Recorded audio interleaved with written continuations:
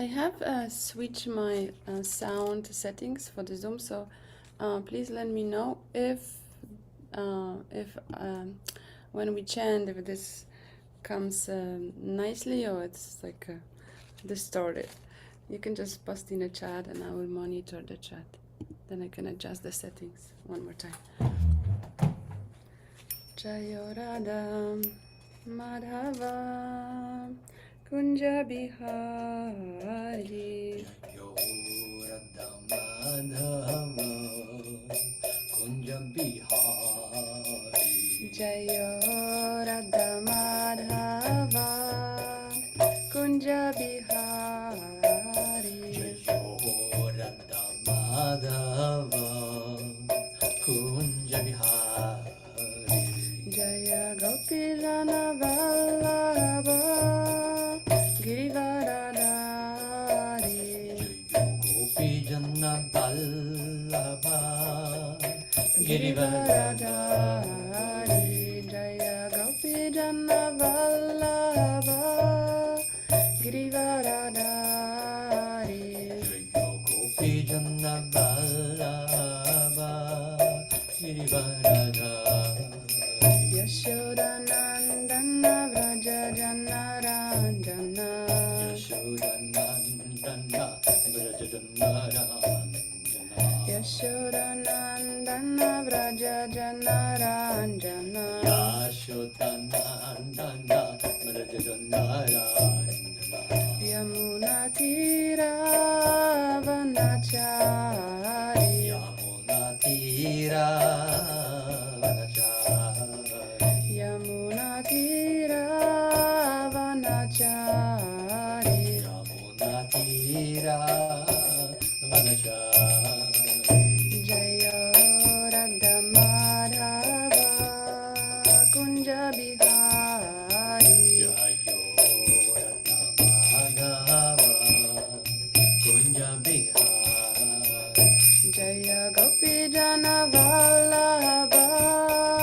Girivaradari Jayo Gopi Jana Vallabha Girivaradari Yashodanandana Vraja Janaranjana Yashodanandana Vrajajannaranjana Yashodanandana Vraja Janaranjana Yashodanandana Vrajajannaranjana Yamunatira Vanachari Yamunatira Vanachari Yamunatira Vanachari Yamunatira Vanachari Jayo Radha Madhava Kunja Bihari Jayo Radha Madhava Kunja Bihari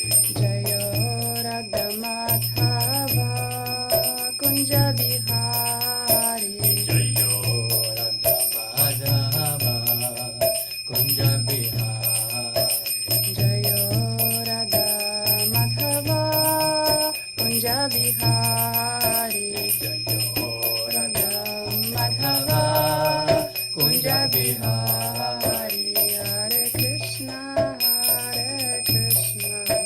Krishna Krishna Hare Hare Hare Rama Hare Rama Rama Rama Hare Hare Hare Krishna Hare Krishna Krishna Krishna Hare Hare Hare Rama Hare Rama Rama Rama Hare Hare Hare Krishna Hare Krishna Krishna Krishna Hare Hare Hare Rama Hare Rama Rama Rama Hare Hare Hare Krishna Hare Krishna Krishna Krishna Hare Hare Hare Rama Hare Rama Rama Rama Hare Hare Hare Krishna Hare Krishna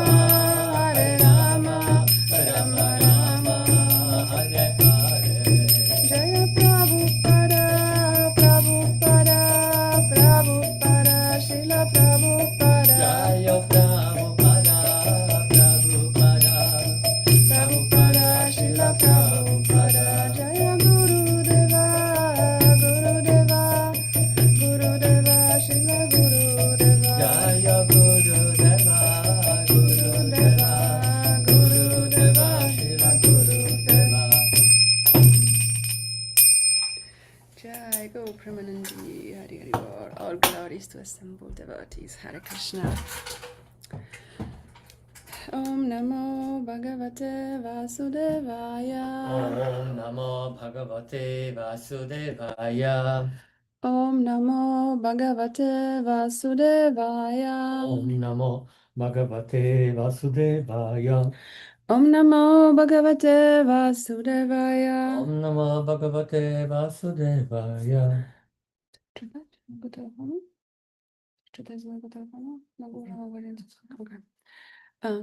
Reading from Srimad Bhagavatam, Canto 7, Chapter 3, and text number 34. Ananta Vyaktarupena Tarupana. Yenedam Akhilam Tatam Yenedam Akhilam Tatam Chit Chit Achit Chakti Yuktaya Chit Achit Chakti Yuktaya Tasmai Bhagavate Namaha Tasmai Bhagavate Bhagavate Namaha Namaha. Ananta Vyaktarupena Ananta Vyaktarupena Yenedam Akhilam Tatam Yanedam Akilam Tatam. Chit Achit Chakti Yuktaya Ajit Chakti Yuktaya.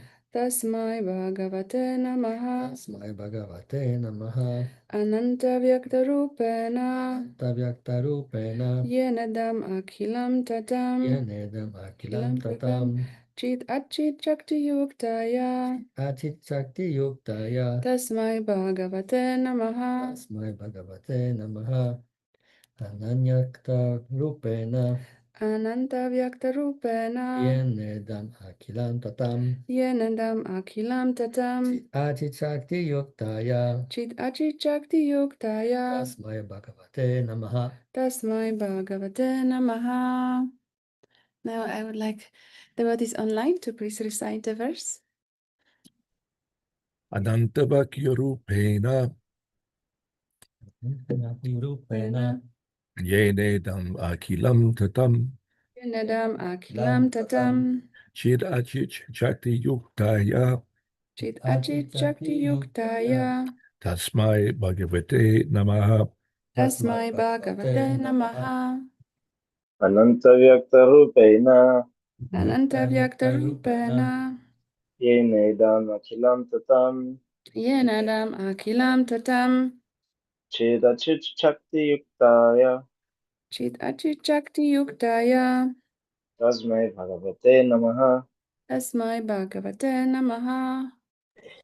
Ananta Vyaktarupena Ananta Vyaktarupena Yenidam Akilam Tatam Yenedam Akhilam Tatam Shida Chik Shakti Yuktaya Chit Achit Chakti Yuktaya Tasmai Bhagavate Namaha. Tasmai Bhagavate Namaha. Anyone else? Ananta Vyaktiya Rupenyaya Ananta Vyaktarupena Yenedam Akilam Titam Yenedam Akhilam Tatam Chida Chik Chakti Yuktaya Chit Achit Chakti Yuktaya Tasmai Bhagavate Namaha. Tasmai Bhagavate Namaha. Thank you very much. Word for word. Ananta Avyakta Rupena, by the unlimited, unmanifested form. Yena, by which. Idam, this. Akhilam, total aggregate. Tatam, expanded. Chit, with spiritual. Achit, and material. Shakti, potency. Yuktaya, unto he who is endowed. Tasmai, unto him. Bhagavate, unto the Supreme Personality of Godhead. Namaha, I offer my respectful obeisances. Translation. This is Hiranyakashipu continuing his prayers to Lord Brahma. Let me offer my respectful obeisances unto the Supreme, who in his unlimited, unmanifested form has expanded this cosmic manifestation, the form of totality of the universe. He possesses external and internal energies, and the mixed energy called the marginal potency, which consists of all the living entities. Purport by His Divine Grace A.C. Bhaktivedanta Swami La Prabhupada Ki Jai. The Lord is endowed with unlimited potencies, Parasya Shaktir Vividheva Shruyate, which are summarized as three, namely external, internal, and marginal. The external potency manifests this material world, the internal potency manifests the spiritual world, and the marginal potency manifests the living entities who are a mixture of internal and external. The living entities, being part and parcel of Para-Brahman, is actually internal potency. But because of being in contact with the material energy, he is an emanation of material and spiritual energies. The Supreme Personality of Godhead is above the material energy and is engaged in spiritual pastimes. The material energy is only an external manifestation of his pastimes. Anantavyaktarupena yenedam akhilam tatam chit achit chakti yuktaya tasmai bhagavate namaha. Let me offer my respectful obeisances into the Supreme, who in his unlimited, unmanifested form has expanded the cosmic manifestation, the form of the totality of the universe. He possesses external and internal energies and a mixed energy called the marginal potency, which consists of all the living entities.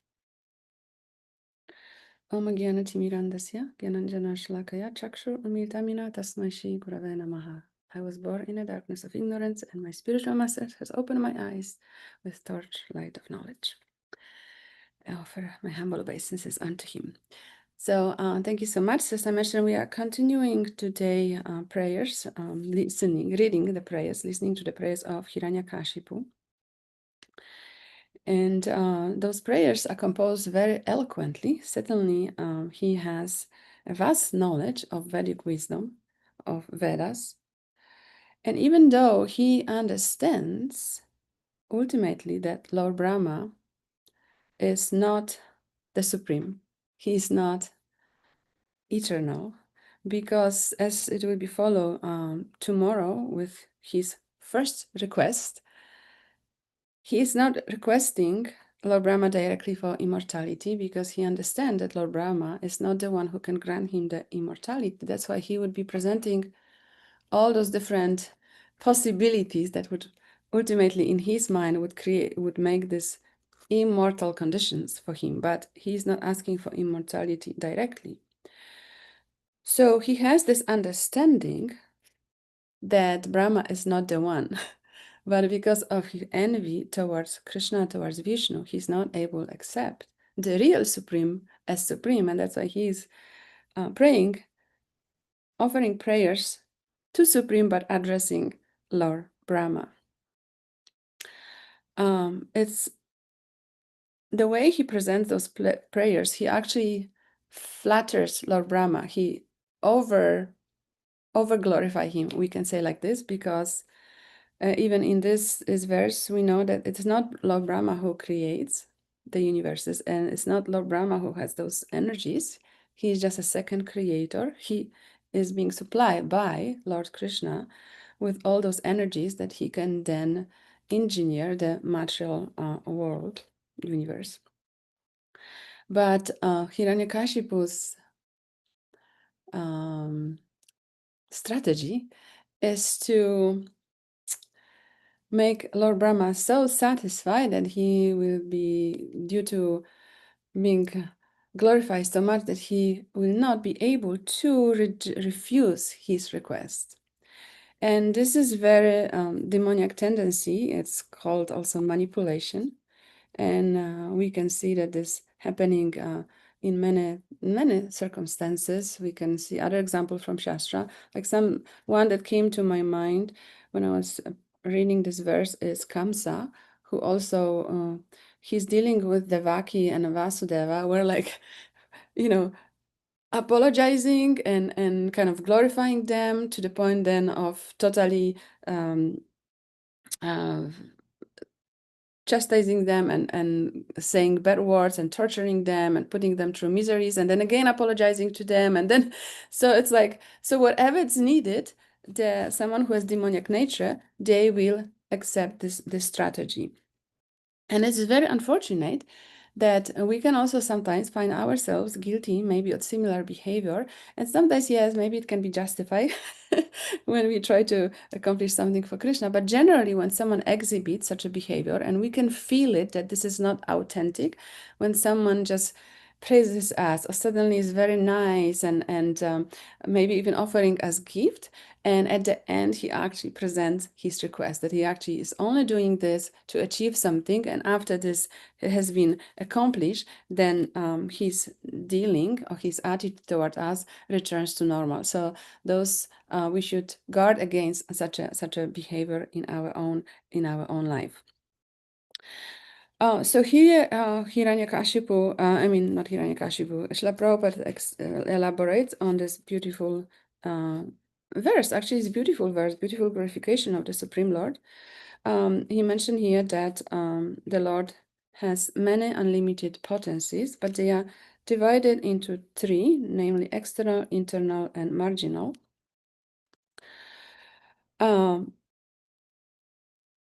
And we, as a living entities, we find ourselves in a very interesting position because we are a marginal energy. Although our original source is spiritual, we are spiritual living entities. We are part and parcel of the Supreme. We are we have qualities of similar to the Supreme, but in very minute qualities. So just like a drop of ocean has the same propensities as the ocean, if would be taken under microscope and analyze the chemical structure of this one drop of water, but it's big difference between the ocean and just one drop. So similarly, it's our situation. We have been originally situated at our constitutional position in the spiritual world, but because Krishna is so kind that he is not the one who wants to force us to anything, he gave us a free will to choose. Because only when we have free will, we can genuinely love someone. And Krishna is not, how should I say, manipulative God. He actually wants that our loving affection to him is very genuine. So he gave us this free will to choose between him and Maya. But of course, being in spiritual world, how we could, in obvious way, choose Maya when we were there, part of Krishna's pastime. So it happened in a very innocent way, we can say. We just express the little desire to kind of maybe that was a very insignificant, maybe in a fraction of a second, a thought that, oh, I wonder how it would be to actually, be in a position of Krishna, experience what Krishna is, how Krishna is enjoying. And spiritual nature of spiritual energy and spiritual world is that it fulfills all the desires. So when we had this insignificant, we can say, thought, innocent thought, then immediately this desire needs to be fulfilled. And the place for fulfillment is not in spiritual world, because there's only one Supreme over there, and it's Krishna. So this little desire created the massive events that led to creation of the material world, where we can actually pretend to be the Supreme and try to enjoy. And this is very unfortunate situation for us, because although the only place where we can find a true fulfillment and true happiness, bliss and satisfaction is in the spiritual world, but the material world feels so natural. And it's very unfortunate, because it feels, no, this is the place where we can fulfill all our ambitions and desires. And it's so easy to strive here for those material desires that we have, material goals. In many religious processes, I feel probably only Krishna consciousness is the only one that actually tells us differently, but even most religious practices geared towards that this material world has been created for our enjoyment, and our right of being here is to be happy. And if you materially prosper, if you are happy and satisfied when you don't have problems, then it means that you are God conscious. The God is favoring you in this way. But in Krishna consciousness, by the grace of Srila Prabhupada, who brought this wisdom and knowledge to us, we have an understanding that this is not the case. We are actually, our job here in the material world is to cut this ties that we have with material energy and return back home, back to Krishna. But as I mentioned, it feels so natural. Spiritual practices feel more like challenging and hard, and setting spiritual goals and ambitions is like feels like going against the stream. And the reason why we feel like this, because this material energy of Krishna is extremely powerful. It's Krishna's energy. It's so powerful, and we are just like a tiny little ant. I know another example you probably remember, but it's nice to repeat. A good example is when there's a small tiny ant, and if we would throw a blanket over it or a towel, the ant is totally hopeless. Like there's no way. Although they are pretty strong, like sometimes you can see the little ants, but they were able to like pull, like so they find some pieces of straw or whatever, and they are able just to pull it to create a, what is this called, the ant house. Still, when they are covered with a big blanket, they won't be able to get out, and the only way how they can free themselves is by someone lifting the blanket. So Krishna mentions in Bhagavad Gita, in 7th chapter, actually in 7th chapter, he talks a lot about his different energies.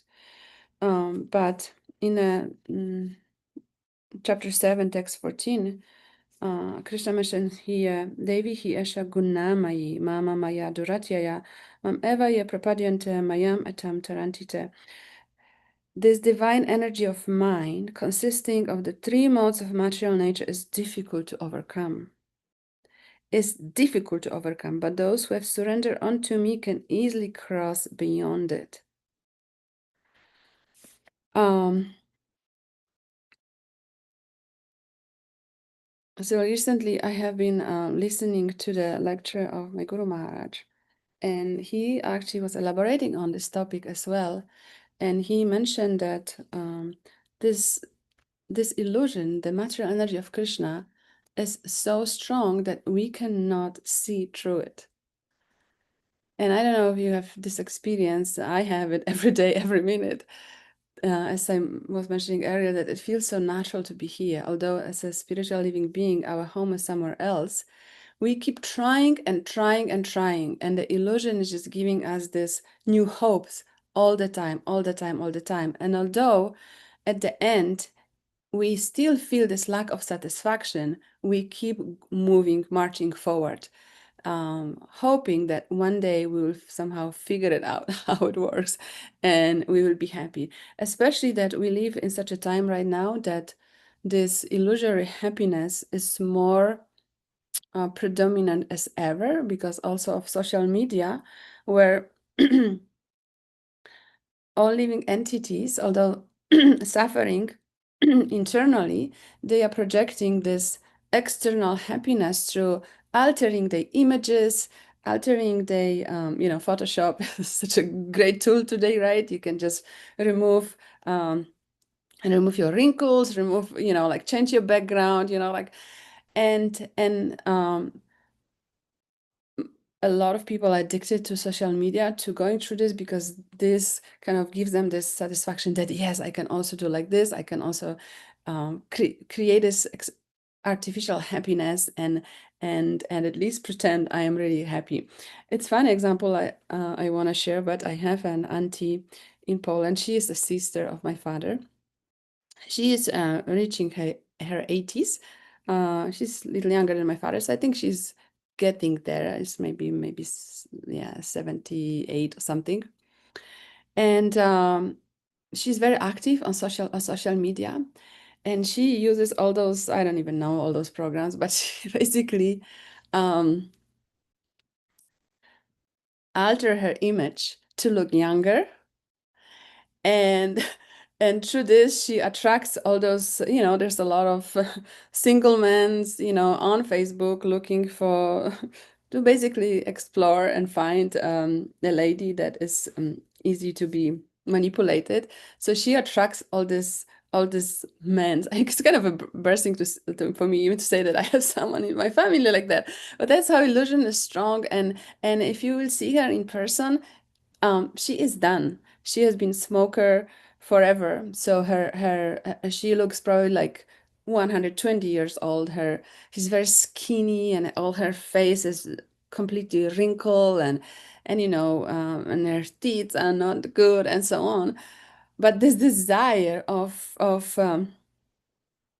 at least pretend that I am a happy person, because her life is just nothing special. She's not God conscious. It's so strong, so strong. So when I see this, my heart is just breaking with compassion and also sadness for her, that there's no openness to actually seek the real happiness, but this illusion is so strong to create this external happiness, so on. So yes, so this Krishna's energy is so powerful. And the only way, like Krishna mentioned in this verse, is by we can break this illusion by surrendering onto Krishna. But what does it mean to surrender onto Krishna? We cannot surrender to Krishna directly. Krishna mentions so many times that, the one who is my devotee is actually not my devotee, but the one who is devotee of my devotee, he is my real devotee. So the only way to surrender into Krishna is through the mercy of spiritual master. And also my Guru Maharaj, when he was elaborating on this topic, he said that this is the only hope, that we can connect and surrender in a submissive mood to the spiritual master. So the spiritual master is this important chain, this important piece of this whole material puzzle. When we are, spiritual being covered by material energy and just feeling at home here, he is the only one who can help us, who can guide us through knowledge. So he mentioned that, we cannot see. It's so bewildering over and over. And we have been here, this is not our only life. We have been here for millions of lifetimes to different species, and still we can get it. Most people can get it. And as a devotees, we have a chance.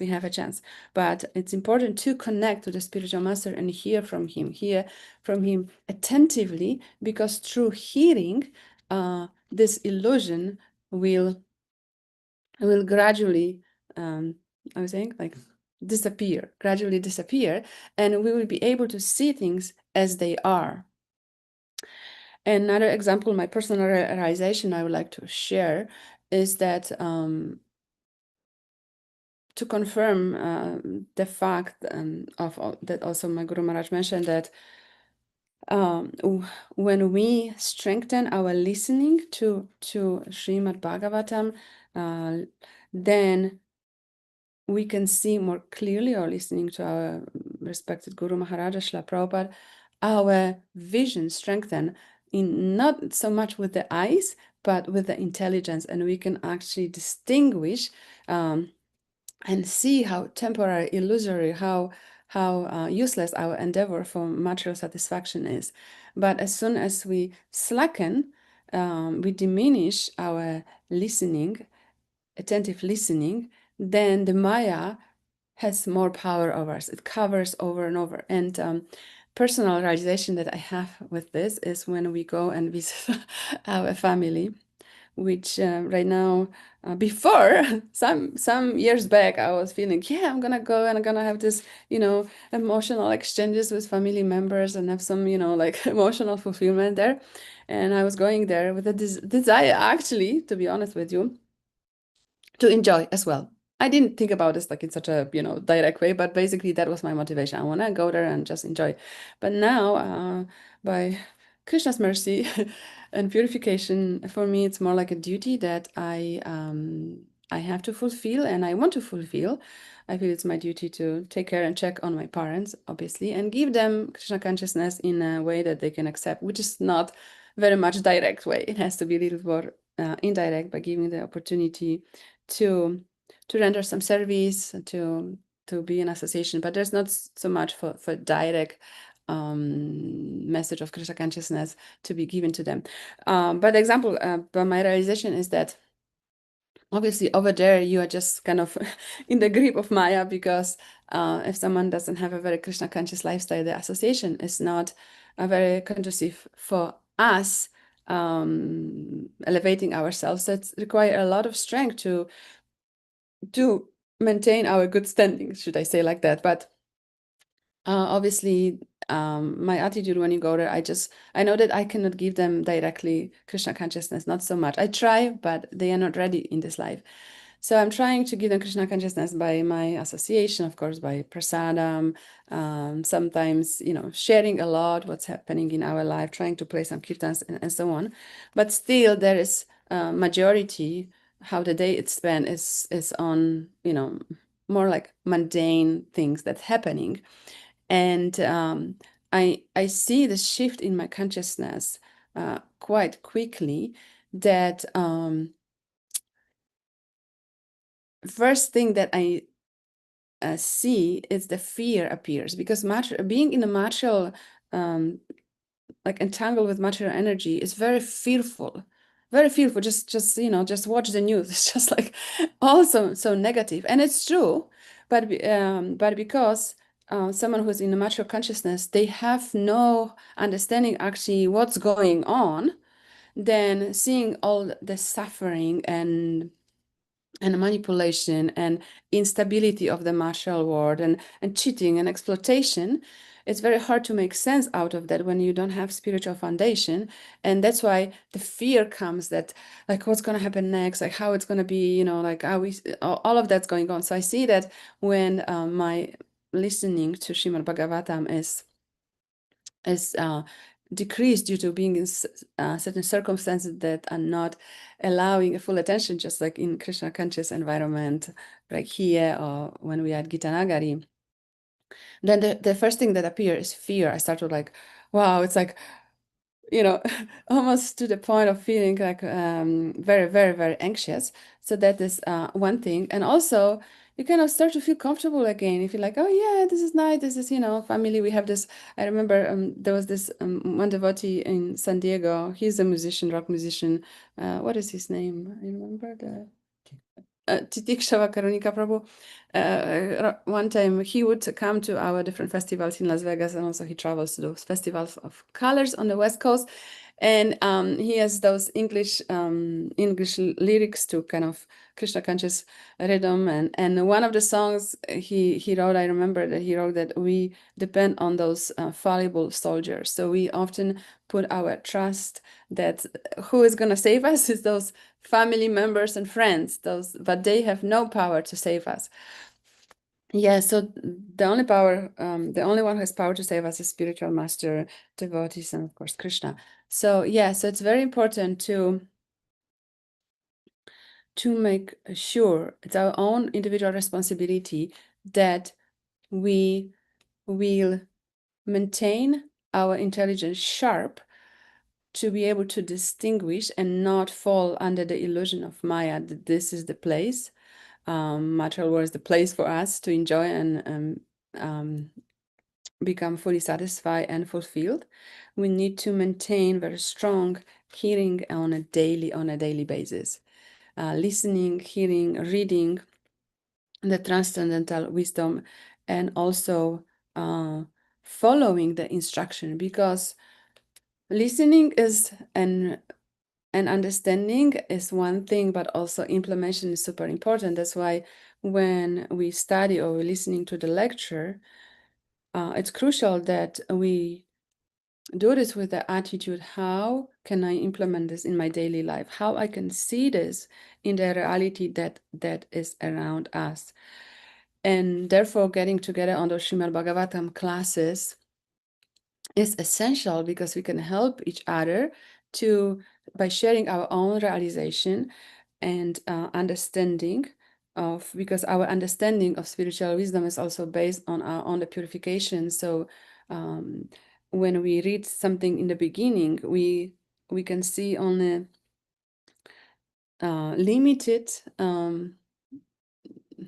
limited knowledge or wisdom that is there for us. But when we get more purified, Krishna reveals more to us what he is trying to say, and what he is saying, not trying to say, and how he is guiding us.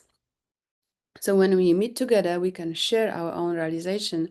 We can share how we implement. So getting together in the morning is so important. And also my Guru Maharaj mentioned in this class, he mentioned too that when we get together, when we do San Kirtan, so when we listen together and chant together, Krishna is very inspired to manifest himself. This is not, Krishna consciousness is not the process that can be performed alone, that we can reach a success by trying to perform this alone, just like this little ant. She will not be able to leave this blanket just by her own strength and power and understanding, intelligence. There has to be, we can say, like spiritual teamwork. So we also need to have the association of devotees, and getting together in the morning hours gives us this opportunity and give also us foundation. So when we go into the day and we have a different obligations, some of us are more or less exposed to them, to the doings of material energy, but it gives us foundation to keep our head above the water of material illusion. So thank you so much for your attention. I know in 5 minutes there will be deity greeting, so I will now stop and open this for questions, comment, realizations. Hare Krishna. Thank you.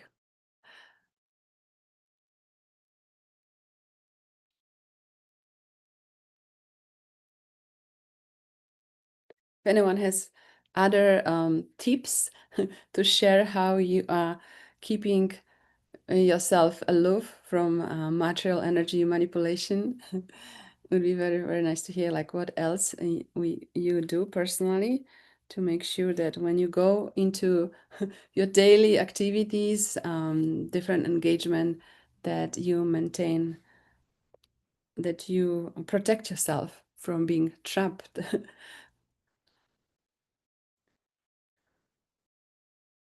Thank you, Yashodhara Prabhu.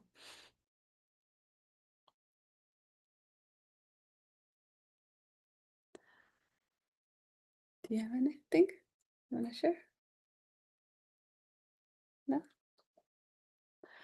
Well, since no one has any Hare Krishna. Hare Krishna Chaka Prabhu, and Hare Krishna Nagari. Oh, there's a Gauri Krishna. I want to hear from a What? Gauri Krishna. Oh, okay. Hare Krishna, Mother Krishna Mai, thank you so much for that very enlightening class. So, with regards to the partiality, I guess, or manipulative tendencies of getting what you want, sometimes, being in sometimes devotees who are in a leadership position could be accused of this. So, for example, like, well, here this senior devotee is just approaching me requesting this because they just want me to be on the roster. They just have their own plan. So, the feedback from younger devotees could be that they might feel a little manipulated. Meanwhile, the senior devotee who's running the temple is just trying to push on Prabhupada's program, for what activities are supposed to take place in the temple. So, in your experience, how have you dealt with that dynamic to reassure younger devotees that even though you might have this experience from your past where parental figures might have manipulated you, but here in the temple, we're not trying to manipulate you. Even the spiritual master is not trying to manipulate you in actually acting on your self-interest. Yes, thank you so much. Thank you so much for this important question. I will share something, but if anyone would like to add, I would also appreciate this. So, so I feel like manipulation can be, of course, the word manipulation already has this like a bad notion, right? But like it has the bad energy attached to it. Manipulation is like using someone for our own benefit, and this is exactly what Hiranyakashipu was doing. He was manipulating for his own personal gain. He didn't really care for Brahma. He didn't really care, but he was just using this because he had a certain goal to achieve, and he was able to go to extremes to reach that goal, right? So that's why he was very manipulative. So you said that in a temple we don't manipulate. Yes, that's what we should strive. We should absolutely not manipulate. But sometimes we are, we are conditioned spirit souls. So hopefully it's not happening, but it could happen. That actually there's manipulation for someone personal gain. But in this particular example that you have mentioned, when as a leaders, we also, our duty is to help someone to become more elevated, right?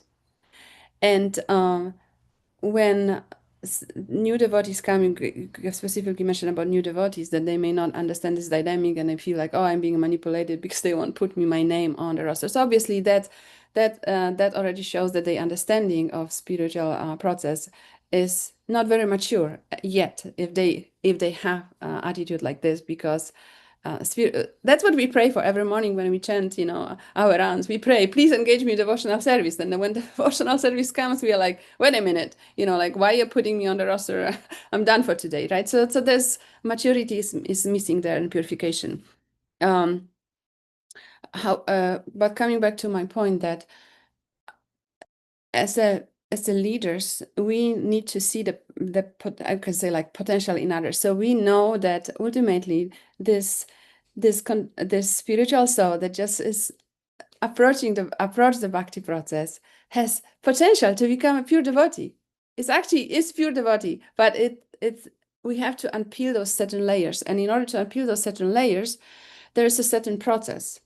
And our job is to inspire, encourage the person to take those next steps, so they would be unpeeling those layers. So we have to sometimes little pull them on, or engage them in maybe something that is little bit out of their present comfort zone or readiness yet. They may not see this yet. So genuine leader would create situation for those that are dependent on him, situation and engagement in such a way that they can elevate themselves higher and higher in their understanding and surrender to Krishna and so on. So so your question basically was like how to help the younger devotee to not have this understanding of being manipulated. So the way they can do it, actually seek guidance of senior devotees, and also being very open their mind in confidence. This is very important, the proper communication. Like Kunti Devi, she mentioned that all the problems comes from the lack of proper communication.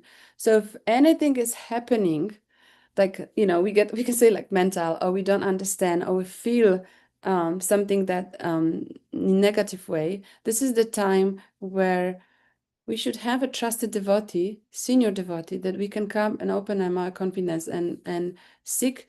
They help to understand if we have certain feeling.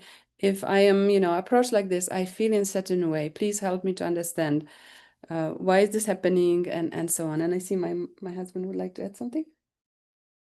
Please. Yes. Okay. Yes, please. I would love to. I can see that he would like to add a comment as well.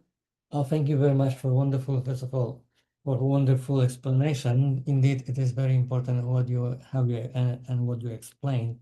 I will only add small point to this explanation. As we know, yes, I would like one more time emphasize what you said, that love and trust is foundation in amongst devotees. If we want to cooperate and be successful, overcome material illusory energy, we need to develop love and trust to devotees, especially to older devotees, as Srila Prabhupada explained this in Upadeshamrita. Guham Akyati Prichati, those who are more knowledgeable and experienced, they teach to those who are less experienced and knowledgeable. And this less experienced and knowledgeable, they can learn from them. And this requires a little bit common sense and intelligence. So therefore, this is actually referring to this point that you mentioned, guidance culture. So in Krishna consciousness, we march on the path of guidance. And the more we guidance acquire, the more wealthy spiritually we are.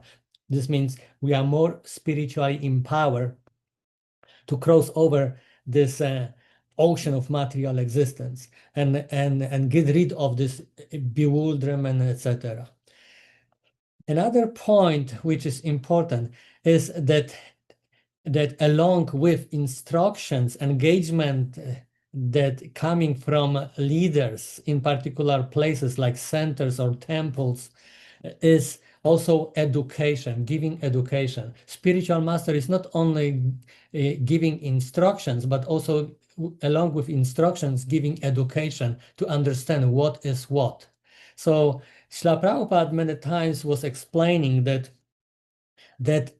nothing is beyond Krishna's creation. Like I was quoting last time in Saturday, Mama Vartante Manusha Patra Sarvasha, that nothing, no one, and nothing is beyond Krishna's creation. Everyone and everything is walking the path, Krishna's created path. So this means that everything what we see, Krishna created this. So, like Srila Prabhupada mentioned, there is also lust, and lust is all destructive enemy of conditioned soul. The same lust, if we engage in Krishna consciousness, can elevate us to higher and higher levels. Anger is very detrimental in spiritual life. So therefore, we need to avoid anger like fire. But at the same time, Hanuman, he applied his anger to destroy Lanka for Krishna. Right. So this means that everything can be spiritualized, like Srila Prabhupada's example, when cold, hard iron stick, when we rod, we put into fire, this rod will assume fiery qualities and can burn anything that you will touch with. So this means that we can spiritualize everything in this material world for Krishna. If we are in the process of serving Krishna, so we can spiritualize everything for Krishna's sake, for Krishna's satisfaction, using in Krishna's service. So this means that this word manipulation, as you mentioned, can have some negative connotation, but if we apply this in Krishna's service for the benefit of the person, not selfish benefit for the person who is manipulating, but using this manipulation in positive way for the benefit of the person, like parents. Parents also manipulate very often, we can say. Like my mother and my father, when I was a little boy, little child, they were manipulating in so many things, so many ways. Even now, after 60 or more years, I still remember. They were just, have, spoon of food, and they were trying to manipulate that I will open my mouth and the spoon will land in my mouth like airplane is landing in the airport. And they were describing many different things just to manipulate me that I will open my mouth and eat food.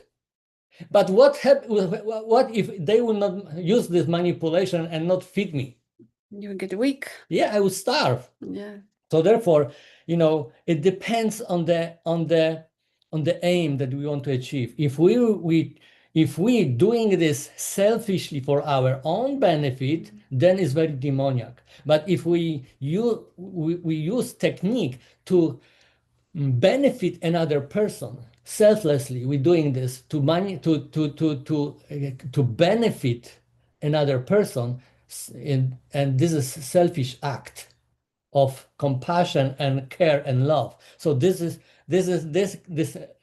manipulation, which have negative connotation, can change the quality, like this iron can change the quality from being cold and hard, can change into fiery quality. Similarly, this bad connotation of this word manipulation or action can change qualities from selfish to selfless love and care.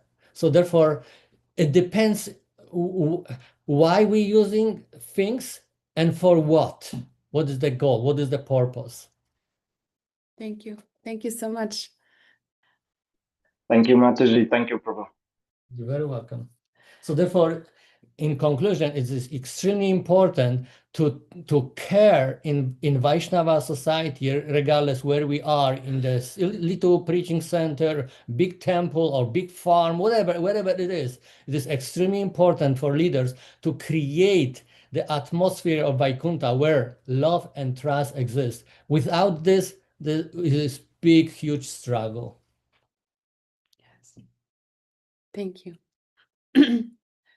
Taraka Prabhu, would you like to add something? I think you were unmuted before. Okay. Yeah, I think I would like to add some things.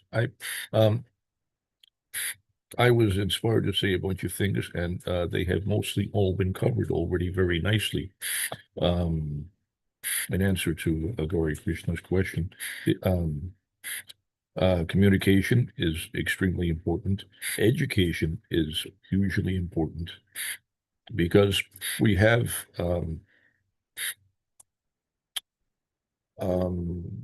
a condition in the world in which people have been traumatized by all kinds of bad experiences.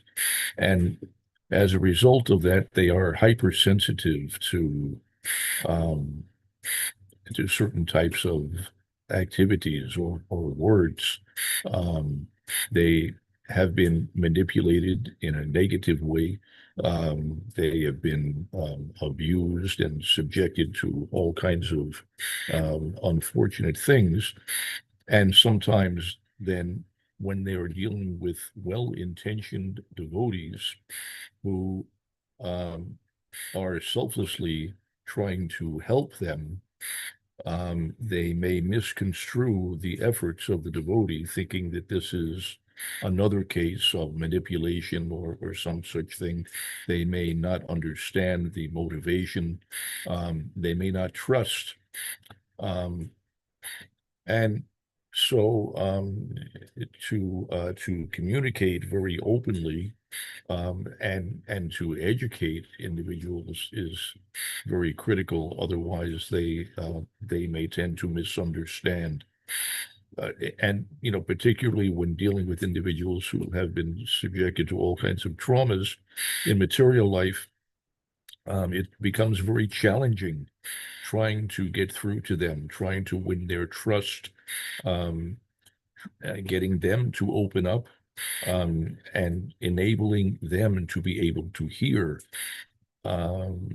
They will erect all kinds of barriers as a means of self-defense.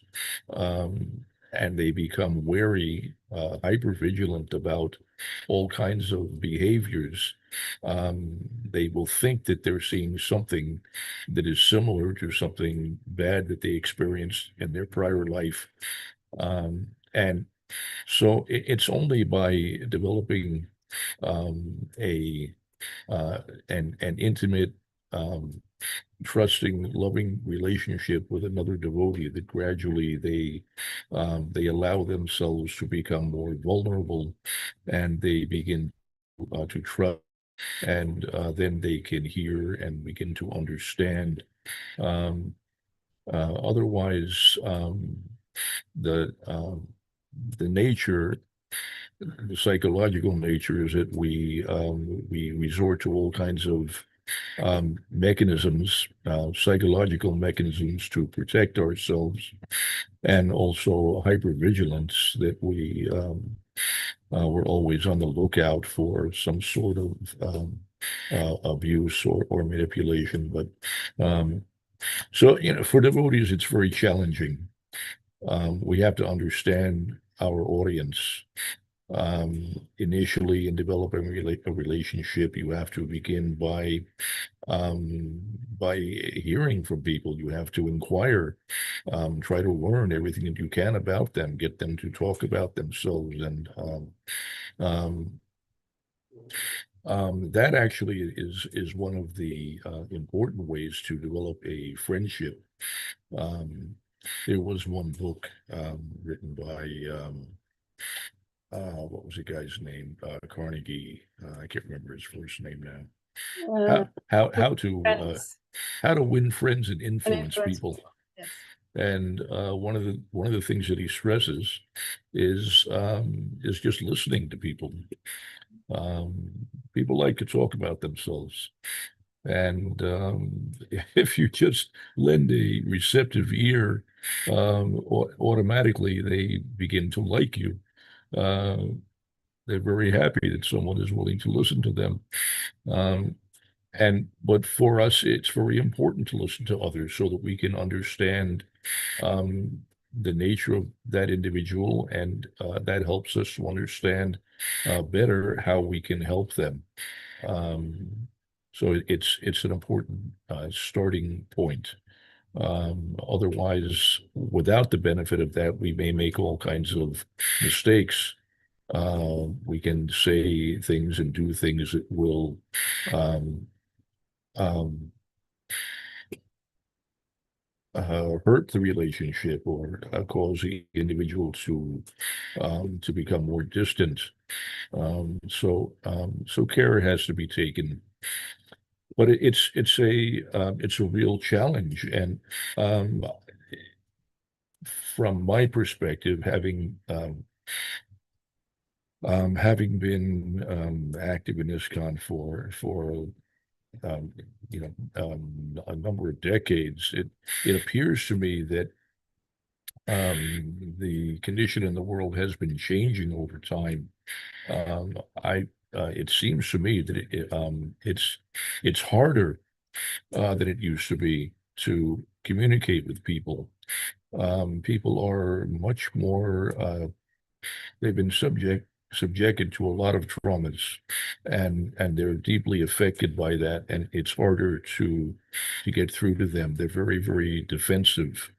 Um, it's very almost impossible for them to trust anybody. There was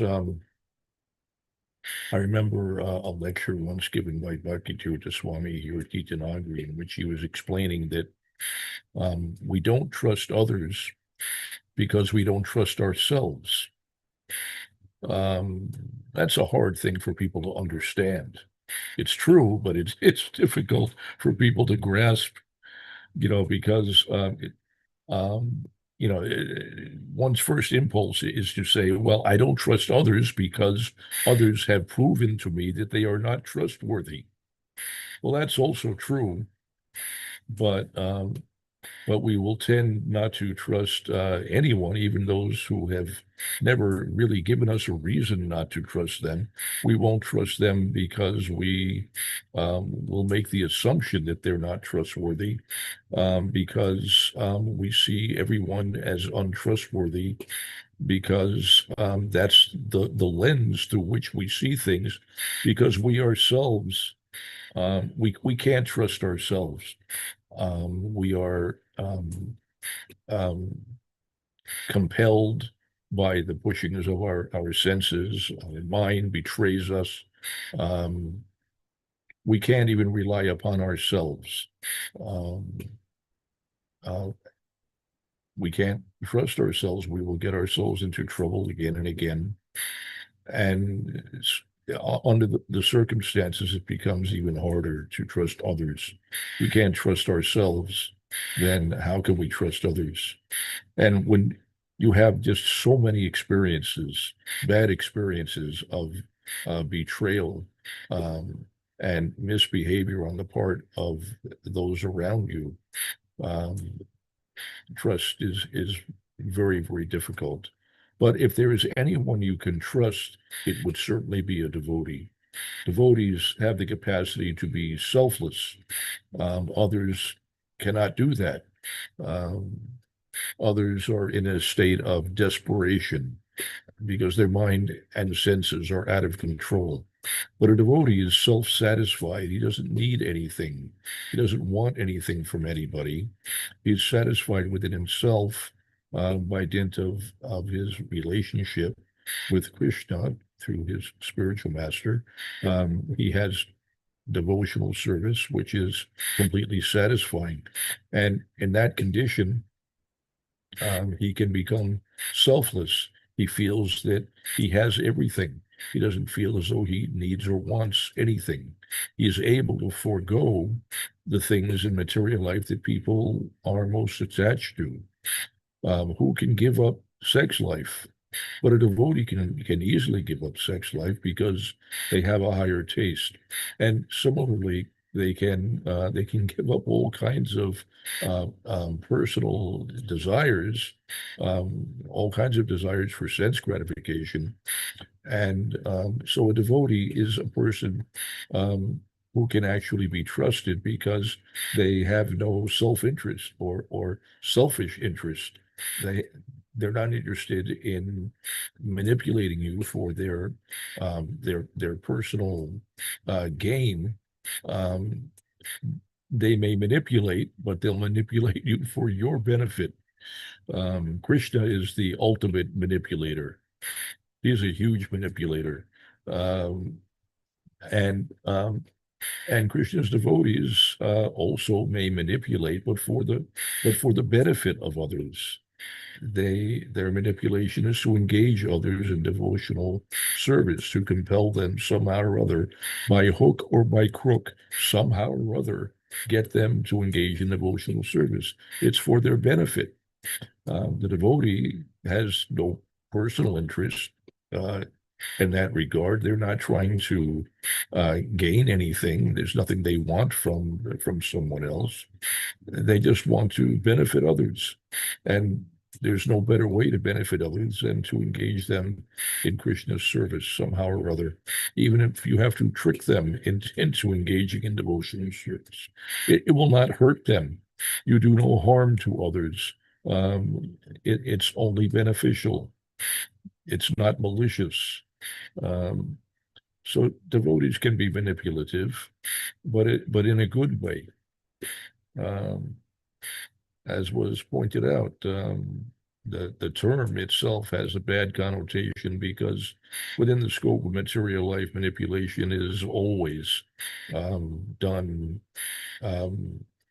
improperly. It's one person manipulates another for their personal gain, not selflessly. But devotees can be selfless. Not every devotee is selfless, though.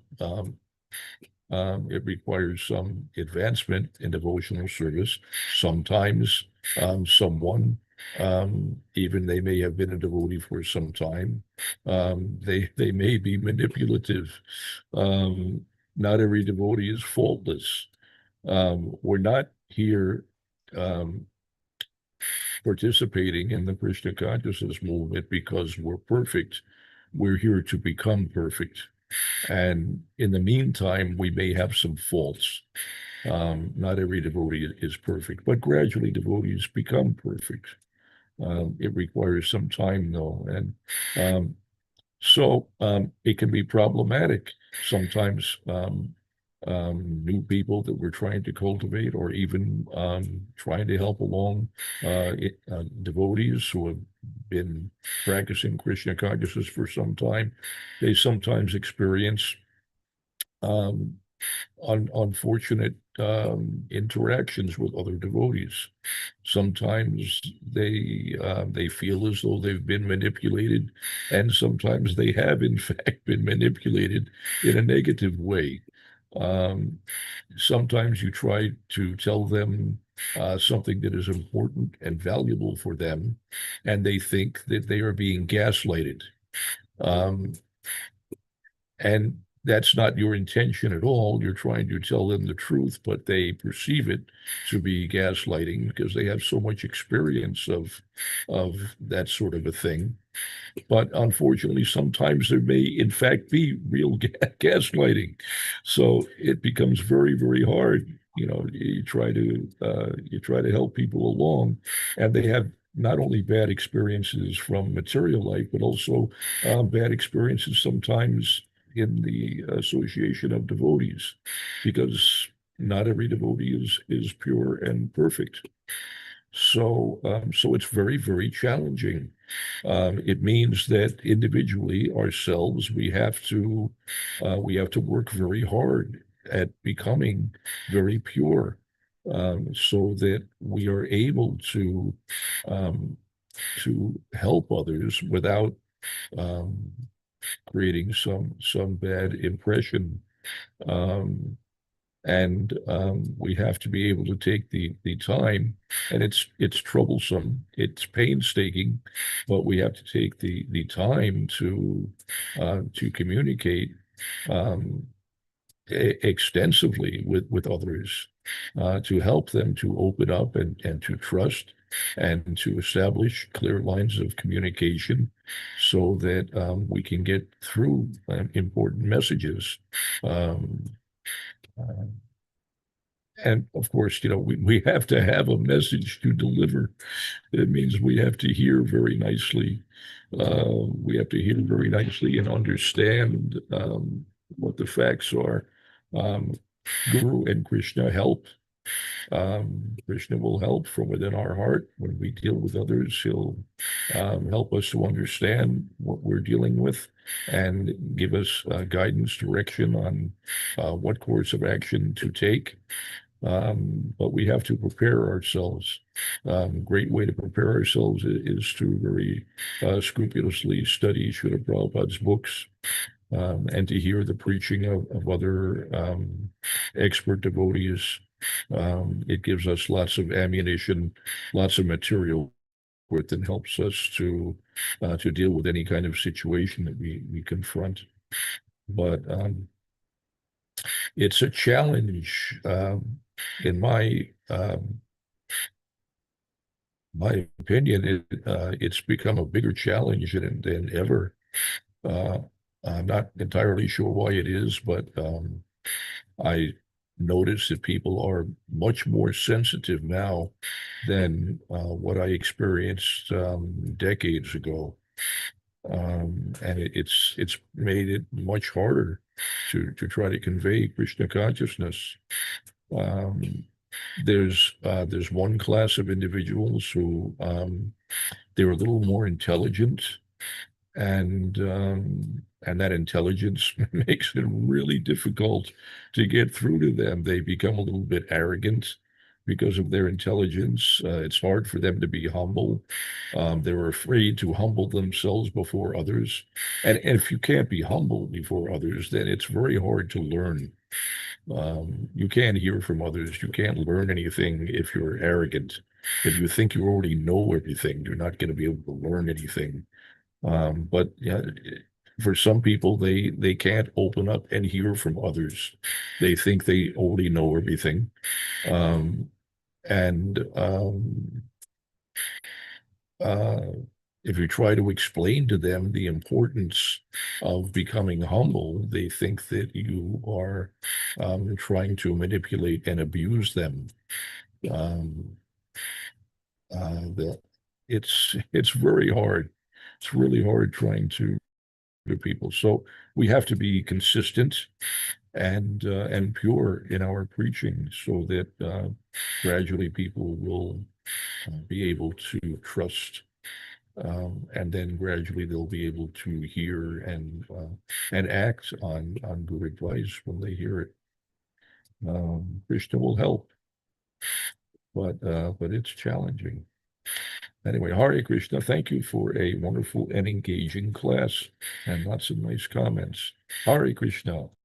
Hare Krishna Prabhu, super grateful for your comments, so many valuable points, especially about communication and trust, and that building a relationships is not such a easy process. And I also personally find this more challenging, just as you mentioned that the material world is getting more and more complex, and that affects people and those who are approaching Krishna consciousness. And we have to be very delicate at the same time, dealing with all those complexities. So thank you so much, dear devotees. Thank you so much for your attention today. I appreciate your presence here.